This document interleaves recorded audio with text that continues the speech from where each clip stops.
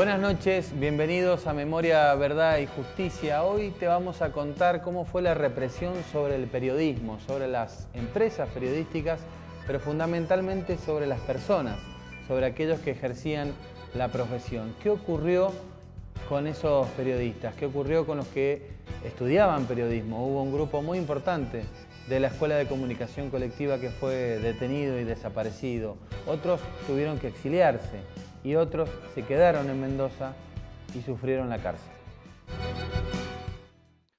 La represión en el periodismo de Mendoza se endureció con la detención de Jorge Bonardel en noviembre de 1975.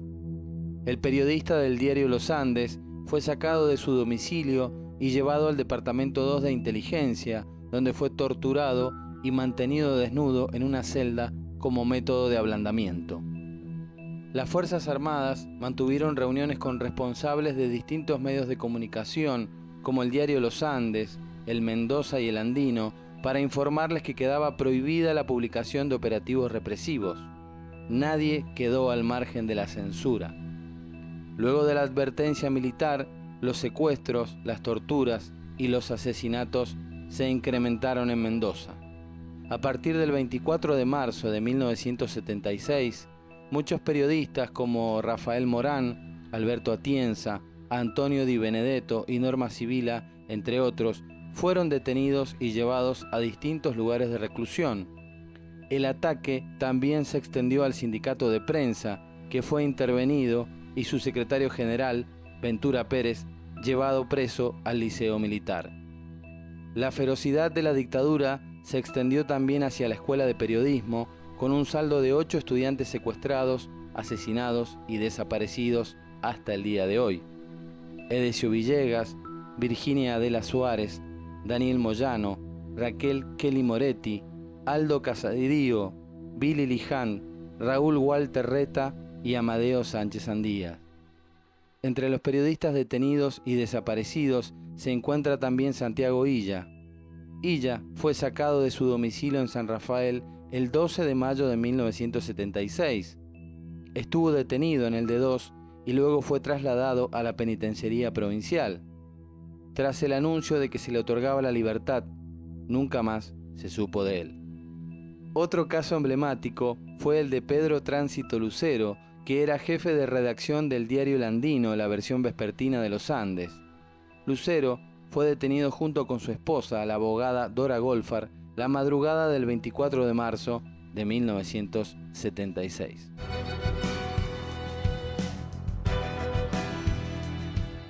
Billy Luján nació el 6 de mayo de 1948 en Tennessee, Estados Unidos. El 9 de marzo de 1954, casi con 6 años de edad, llegó junto a su madre y su hermana Evie a nuestro país. Los tres se radicaron en Mendoza. Aquí, Billy realizó estudios primarios y secundarios y alcanzó a cursar 2 años en la Escuela Superior de Comunicación Colectiva. Trabajaba como vendedor en un comercio para pagarse sus estudios.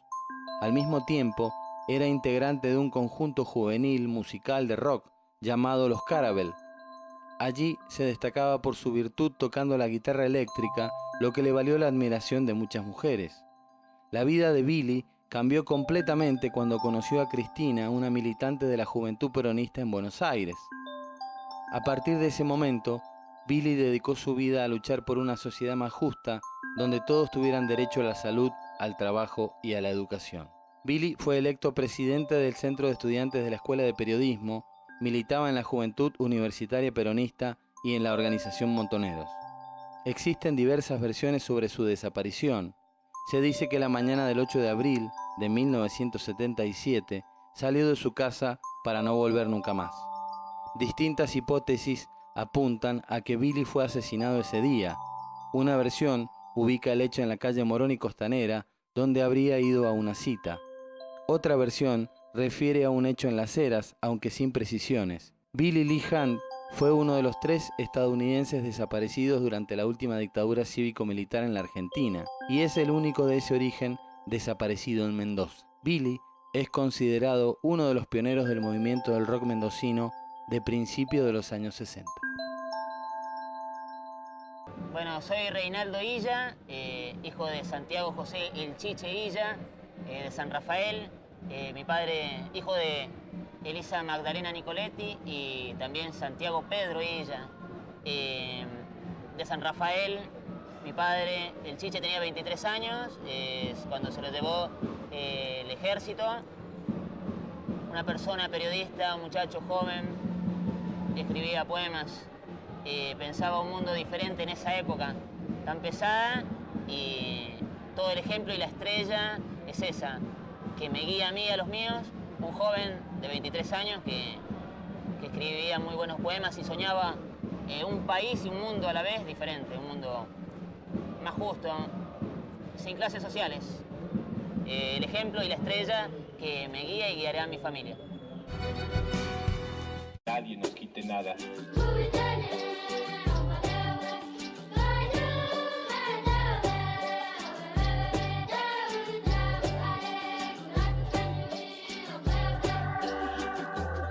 Hazte oído nuestro para escuchar del otro la palabra.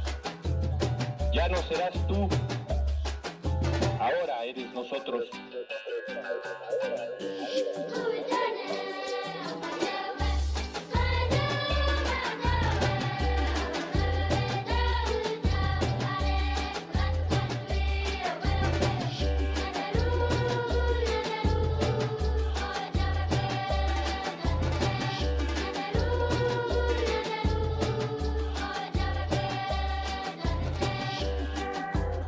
Hazte oído nuestro para escuchar del otro la palabra. Ya no serás tú, ahora eres nosotros.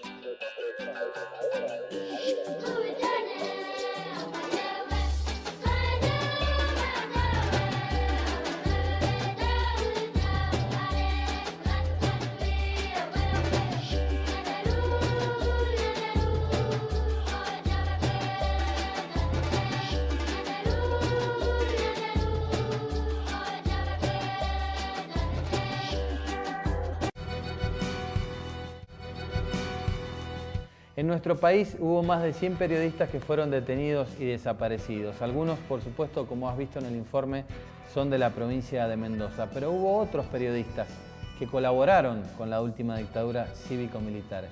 ¿Quiénes fueron esos periodistas? Ahora lo vas a saber.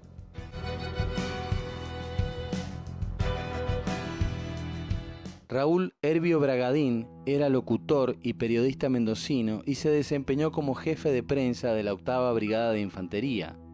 Se autodenominaba corresponsal de guerra y utilizaba uniforme militar a pesar de su condición de civil. Se hizo famoso entre los trabajadores de prensa por llegar armado a las redacciones de diferentes medios, usando siempre un tono imperativo a favor de las Fuerzas Armadas. Distintos testimonios señalan a Bragadín como responsable del encarcelamiento de periodistas mendocinos.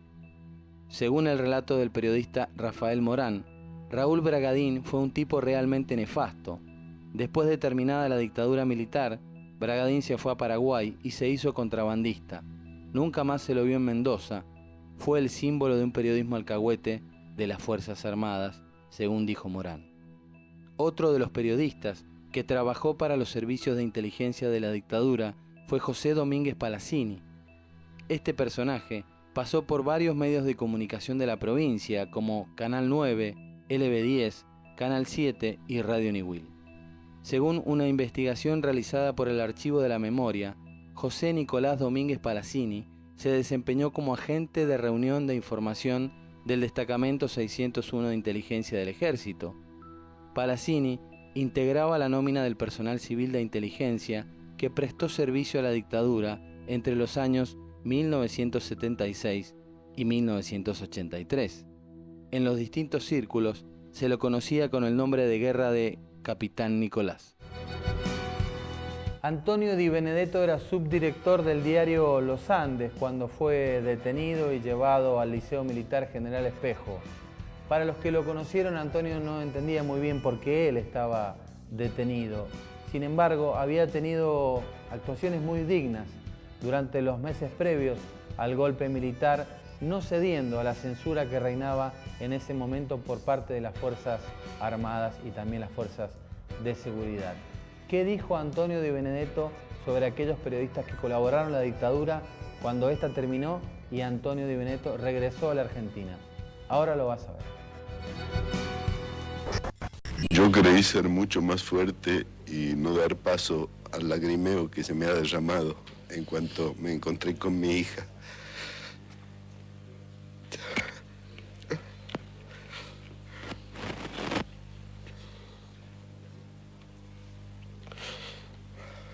A quien no había visto durante 8 años. Era una niña cuando la dejé.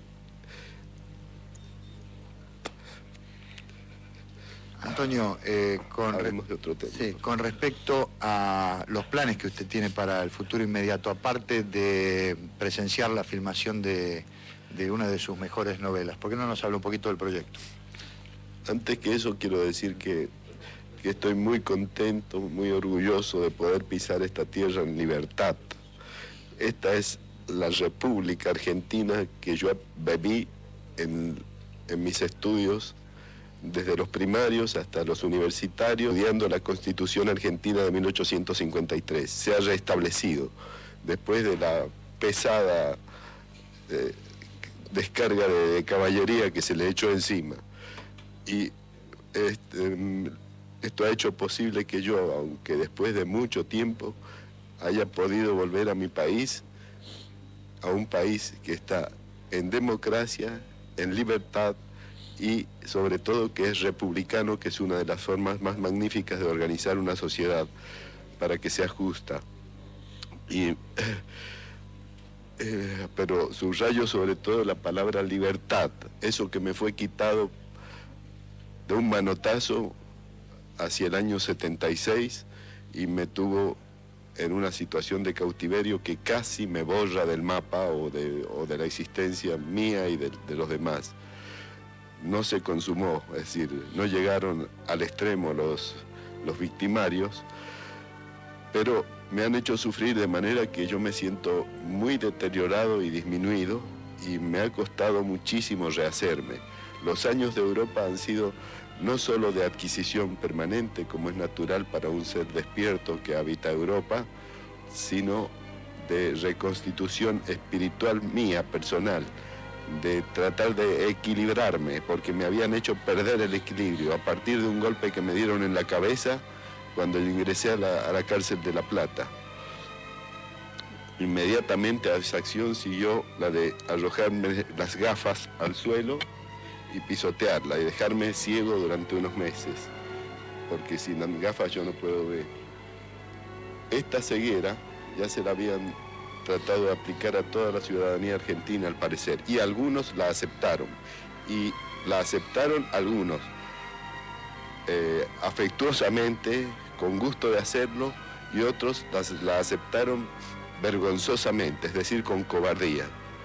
Y son los únicos que yo trato de no agrupar en la misma ética a la que creo que pertenecemos los que estamos acá, los periodistas en general. Muchos de los periodistas, también ha habido grandes defecciones en el periodismo por su cobardía y su silencio frente a la dictadura militar. Bueno, el castigo lo tendrán no sé dónde, por lo menos en la decadencia de su nombre. Para que una dictadura se pueda llevar adelante, para que un genocidio se pueda llevar adelante, se necesita de la colaboración de los civiles, también de cierta colaboración de los medios de comunicación, que pasan a no denunciar lo que ocurre en una sociedad.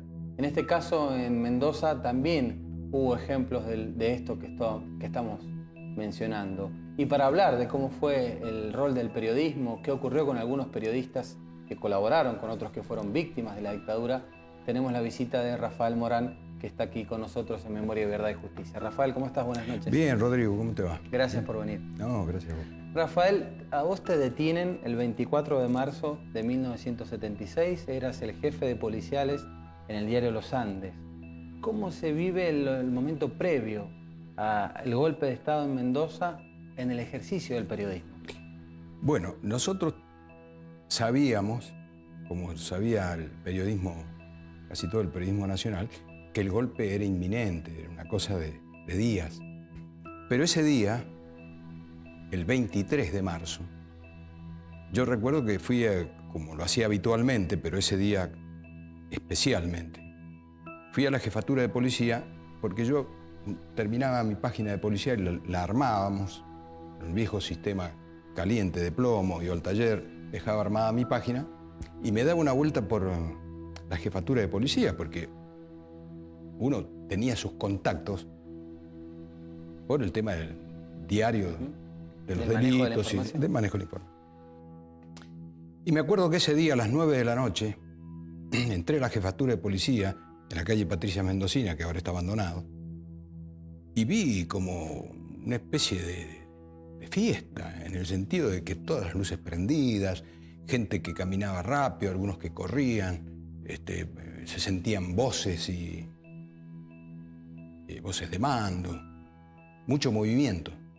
Entonces me arrimé donde estaba el jefe y su jefe de policía, y no me acuerdo si fue el subjefe de policía en ese momento, Arrieta Cortés, que me dijo, mirá, el golpe es en la madrugada. Dice, la revolución es en la madrugada. Y me acuerdo que yo escuchaba que daban órdenes para poner custodia en las usinas hidroeléctricas, sobre todo en el Niwil. Lo tengo bien grabado eso. Entonces, bueno, como no había demasiada información, volví y dije en la redacción, bueno, el golpe es en la madrugada. Y ya tenían información de que en Buenos Aires se habían visto un par de tanques salir a la calle, un movimiento en los cuarteles y demás. Así que todo coincidía. Y bueno, y efectivamente sí fue. ¿Y el ejercicio periodístico cómo era, Rafael, en el sentido de a partir de allí a vos te detienen y qué ocurre con vos, por ejemplo, en ese caso? Claro, el ejercicio del periodismo era muy difícil en esos meses previos, porque no te olvides que el terrorismo de Estado como tal comienza de una manera, digamos, formal en los primeros días de noviembre de 1975 durante el gobierno de María Estela Martínez de Perón, porque ahí se aplica la ley de seguridad nacional, la aplican los militares y empiezan a hacer detenciones. Es decir, las Fuerzas Armadas toman el control operacional de las policías del país y empiezan a hacer procedimientos. Y esa madrugada, yo trabajaba en el diario Los Andes, llegaron dos individuos, dos oficiales de la Fuerza Aérea, que se reunieron con el secretario general de redacción, Alberto San Martín, y a los 4 o 5 minutos se abre la puerta de su despacho y me llama. Alberto me dice, Rafael, ¿podés venir? Bueno, yo voy, me presenta, dice, te presento a estos señores de la Fuerza Aérea que te van a decir algo. Entonces uno de los tipos me dice, bueno, se acabó la joda. A partir de mañana nos hacemos cargo de toda la seguridad nacional, vamos a realizar procedimientos y no se puede decir absolutamente nada. No se puede publicar nada. Si usted o cualquiera de esta redacción publica alguna situación que pueda perjudicar a las Fuerzas Armadas, van a ser detenidos o va a ser clausurado el diario. Y la responsabilidad no solo va a ser suya, sino de los directivos de la redacción y del diario. ¿Y cuál es la actitud del diario en ese momento, el diario Los Andes? De absoluto acatamiento a esta situación. Fue de absoluto acatamiento. Yo creo que hubo acatamiento en casi todos los diarios, por no decir todos, ¿no es cierto? Acá estaba el diario Mendoza también en aquel momento, que era de Montes, sanjuanino, que también acató. Pero al poco tiempo, como era tanto el clamor de los parientes, de la gente que era detenida, si venían los padres, los hermanos, los hijos, a pedir por la gente que se habían llevado y no sabían dónde estaba, que en el viejo edificio del diario Los Andes, en el hall central, allí se llenaba de gente y pedían hablar conmigo, con Antonio Di Benedetto, que era su director, con directivos. Era un clamor. Y bueno, llegó un momento en que, no te puedo decir, pero posiblemente un mes, 2 meses después, nosotros rompimos esa ese cerco, ese cerco que había, esa prohibición, porque nos conmovió el caso de una señora con su hija que vino a pedir por un hijo, la señora, que no sabía dónde estaba desaparecido, lloraba. Entonces yo fui a verlo a Di Benedetto y le dije, mira, Antonio, tenemos este caso. Ya lo había hecho anteriormente, pero Di Benedetto me decía, nos van a clausurar, nos van a clausurar. Y ese día Di Benedetto, posiblemente por la abrumadora situación que ya se vivía, ¿no? Porque las Fuerzas Armadas hacían todo tipo de cosas, incluso un latrocinio había, se robaban de todo, se llevaban heladeras, lavarropa, dólares, oro, lo que encontraban en las casas, en los procedimientos. Vejaban a empleadas, encerraban a los niños en los baños, bueno. Y bueno, me dice, bueno, haga un recuadro y tráigamelo. Bueno, yo hice el recuadro, se lo llevé, me corrigió una o dos palabras y dice, publíquelo. Y ese día se rompió ese cerco que había sobre la información. Y a partir de ahí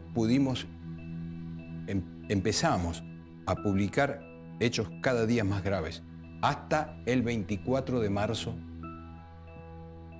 del año siguiente, o del 76, en el que, bueno, ya nos llevaron presos a todos y no se publicó más nada. Rafael, hay muchas generaciones nuevas que no vivieron esto, que ejercen el periodismo el día de hoy. ¿Qué te parece vos que tendrían que tener en cuenta esos jóvenes? Esperemos que nunca vivan esta historia, esta situación, pero para, digamos, tenerlo en cuenta para futuros accionares, para futuras cuestiones que cada periodista tendría que tener en cuenta. Yo siempre hablo de la República. ¿Por qué hablo de la República y no de la nación? Porque la nación alimenta el nacionalismo y todos los ismos son malos. El nacionalismo es una exacerbación de lo nacional. Entonces, la República, con todo lo liberal que pueda tener el término, significa la división de poderes, el respeto de un poder por el otro, el respeto de unos ciudadanos con otros, el respeto de los modos de pensar, una vida solidaria, pero al mismo tiempo en la que se pueda disentir. Eso es fundamental, tener una idea profunda de lo que significa la democracia. Porque la democracia no es declamativa. La democracia es republicana. La democracia es división de poderes. ¿Te das cuenta? Entonces, en la medida en que los jóvenes tengan esa percepción o se les arraigue esa manera de pensar, no podrá haber nunca más golpes de Estado. Pero si se nos arraigan los nacionalismos de cualquier tipo, siempre podrá haber venganzas o revanchas. Y ahí está el peligro de que vuelvan a ocurrir cosas desagradables en el país. Muchas gracias, Rafael. Gracias. Gracias por venir. Rafael Morán, en este programa de Memoria, Verdad y Justicia, contando cómo fue su rol como periodista, lo que padeció. Lo secuestraron en marzo de 1976. También detuvieron a su entonces compañera Norma Sibila, que hacía gremiales y que era una mujer muy reconocida en el periodismo y a quien también recordamos aquí en Memoria, Verdad y Justicia. Nos reencontramos la semana que viene. Muchas gracias. Buenas noches. Soy Mariana. Soy Carlos. Soy Manuel. Soy Juan Pablo. Soy Matías. Soy Victoria. Soy Marcos. Soy Francisco. Soy Sabino. Somos nietos que recuperamos nuestra identidad gracias a la lucha de abuelas de Plaza de Mayo. La dictadura nos robó de nuestras familias. Aún quedan 400 nietos que no conocen su verdadera identidad ni el amor con que sus familias lo siguen buscando. Vos podés ser uno de ellos. A nosotros conocer la verdad nos dio la libertad de poder elegir. Conocé tu verdad, acércate a abuelas. Todos te estamos esperando.